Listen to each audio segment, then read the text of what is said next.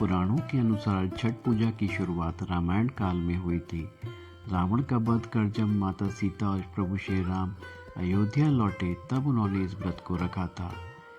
पांडवों के स्वास्थ्य और दीर्घायु के लिए भी द्रौपदी ने भी इस व्रत को रखा था। छठ पूजा के संदर्भ में एक और पौराणिक कथा प्रचलित है।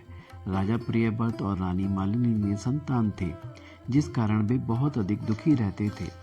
तब महर्षि कश्यप ने उन्हें कामेष्टि यज्ञ करने की सलाह दी। जब उन्होंने यह किया तो महर्षि कश्यप ने रानी मालिनी को खीर खाने के लिए दी। कुछ समय के बाद राजा और रानी को एक पुत्र की प्राप्ति हुई, लेकिन उनकी किस्मत इतनी खराब थी कि वह बच्चा मृत अवस्था में पैदा हुआ। राजा जब अपने पुत्र को मृत देह लेकर शमशान गए और उन्होंने वहां पर अपने प्राणों की आहुति देनी चाहिए, तब उनके सामने देवसेना अर्थात छठ देवी प्रकट हो गई, जिन्हें षष्ठी के नाम से भी जाना जाता है। उन्होंने राजा को कहा,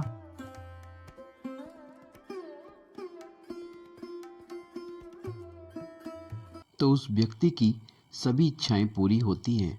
इस बात को सुनकर राजा ने देवी की सच्चे मन से पूजा की और व्रत भी रखा, जिससे देवी प्रसन्न हो गई और देवी ने राजा को पुत्र प्राप्ति का वरदान भी दिया।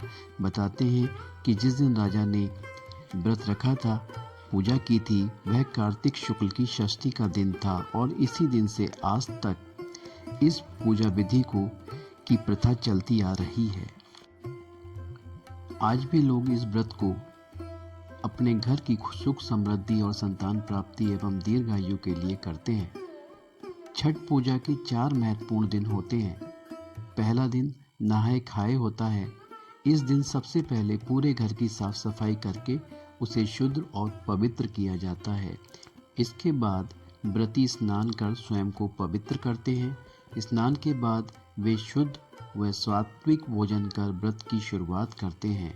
इस दिन चने की दाल, लौकी की सब्जी रोटी के साथ खाते हैं। पकाए हुए खाने को सबसे पहले व्रत रखने वाले खाते हैं, तत्पश्चात अन्य सदस्य खाते हैं। खरना छठ पूजा का दूसरा दिन कहलाता है। इस दिन व्रत को करने वाली स्त्री पूरे दिन का उपवास रखती है, जिसमें वे ना तो कुछ खाते हैं और ना ही कुछ पी सकते हैं। संध्या काल में गुड़ की खीर प्रसाद के रूप में बनाई जाती है, जिसे रसियाओं खीर कहते हैं और पूजा के उपरांत व्रत रखने वाले इसे खाते हैं। उसी रात छठी मैया के लिए चाशनी, गेहूं का आटा और घी से बनाई मिठाई ठेकुआ प्रसाद के रूप में बनाते हैं। संध्या अर्घ, यह दिन छठ पूजा का तीसरा दिन और मुख्य दिन होता है। इस पूरे दिन व्रती निर्जल व्रत रखते हैं। फिर शाम को वे नदी या तालाब में इकट्ठा होकर डूबते सूरज को अर्घ देते हैं। जब व्रती घाट की ओर अर्घ देने जाती हैं, तभी उनका बेटा या घर का पुरुष सदस्य एक बांस की बनी टोकरी लेकर आगे आगे चलता है, जिसे बहंगी कहते हैं। बहंगी में फल, प्रसाद, पूजा की सामग्री रखी जाती है। उषा अर्घ, छठ पूजा के चौथे दिन उगते सूरज की पूजा की जाती है और व्रती व घर के अन्य लोग एक बार फिर नदी किनारे एकत्र होते हैं और छठी मैया को प्रसन्न करने के लिए उनके गीत गाते हैं।